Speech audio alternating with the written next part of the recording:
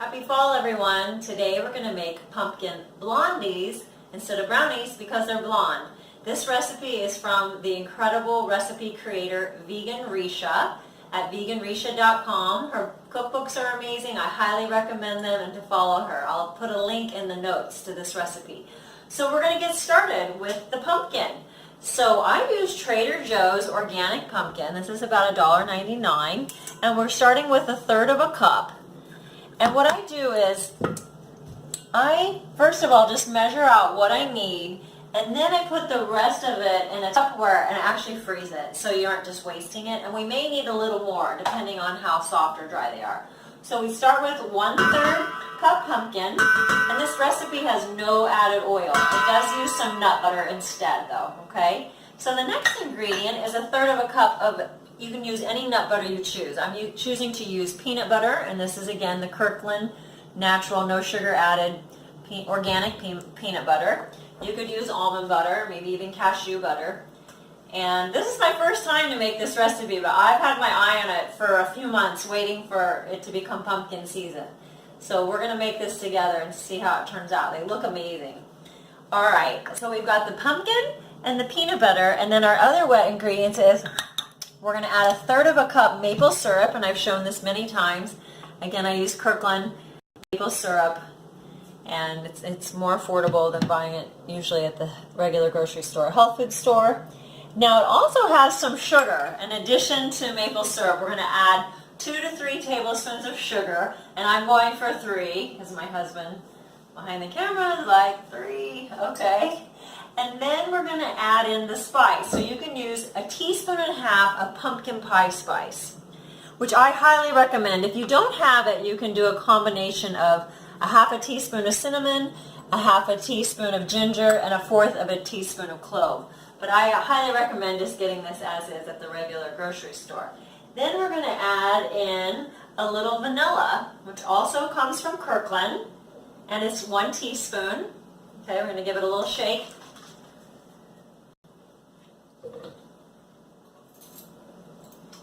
To add to our wet ingredients. 1/2 and 1. Excuse the fly that's decided to join us.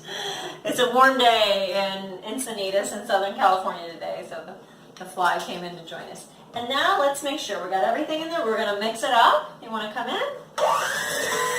I'm choosing to use a mixer because of the peanut butter.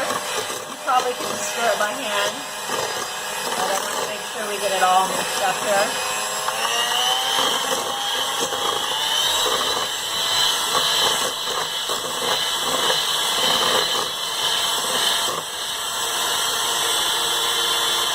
I love this little handheld mixer. It's so easy to use.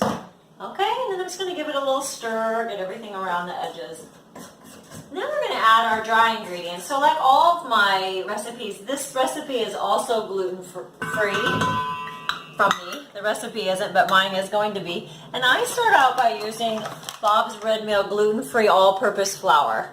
So I substitute that out for the flour she suggests. And then we also are going to use some almond flour. So I'm going to start with that. This is the almond flour. This is 1/2 cup of almond flour. I'm going to mix that in first.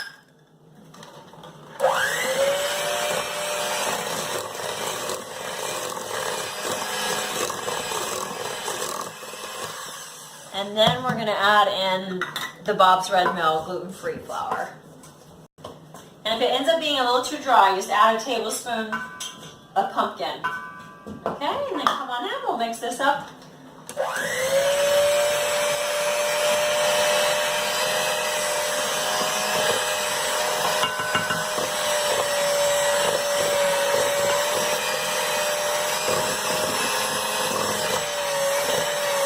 So it's going to become like cookie dough, and there's also an option of rolling them into cookies instead of bars if you want in the recipe.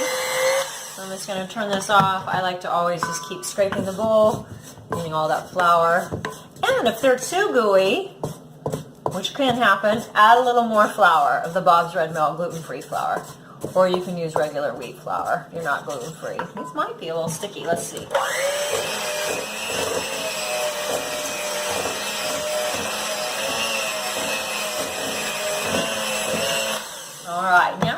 add in, make sure you use baking powder, 1/2 teaspoon baking powder, not not baking soda. And I want to make sure I get the right amount. Okay, so we're going to do 2 of these.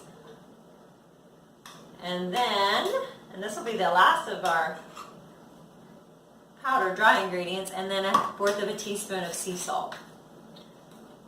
Okay. All right, one more round with the mixer.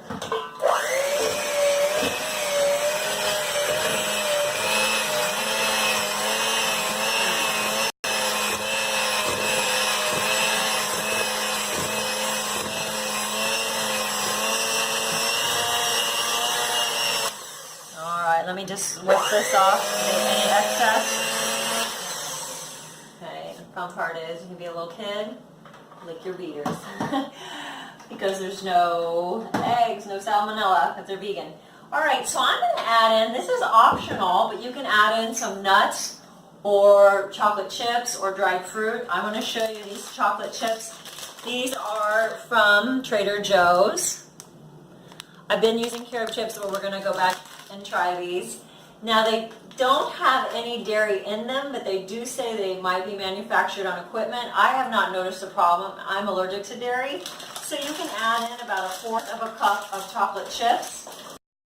And then I also did some chopped pecans, and I buy these giant bags of pecans and all my nuts from Kirkland Costco brand. So I already chopped up the nuts, and again, if you don't want nuts, just omit them. You can add your favorite toppings.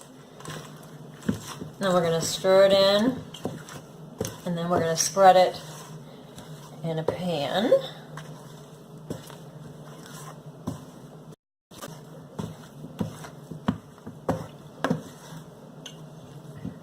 I'm going to add a few more chocolate chips. You also can add them on top once you spread them into your pan. Okay.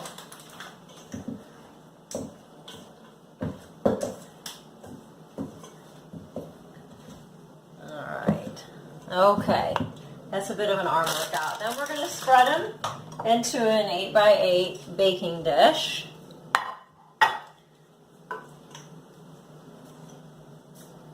Now it is a little sticky, so that's up to you. You could add more flour to dry out again, add more pumpkin, but I'm going to see how it goes without adding any. And then if I need to adjust next time, I will. This would be a great recipe you could take to a work party, to a potluck, or just keep them all for yourself. Alright, so we're going to spread it in the pan.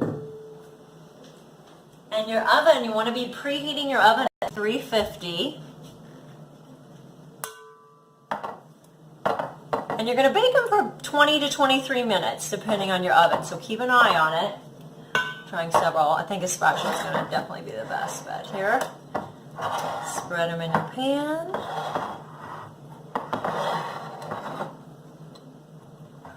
Or if you have somebody at Thanksgiving who doesn't like pumpkin pie, I know I used to not when I was little. I love it now. And we'll make a pumpkin pie definitely at the beginning of November. So you have a good recipe for Thanksgiving.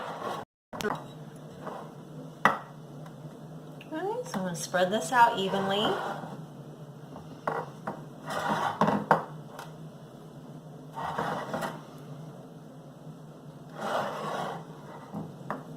Now again, you can top it with extra chocolate chips and nuts if you want.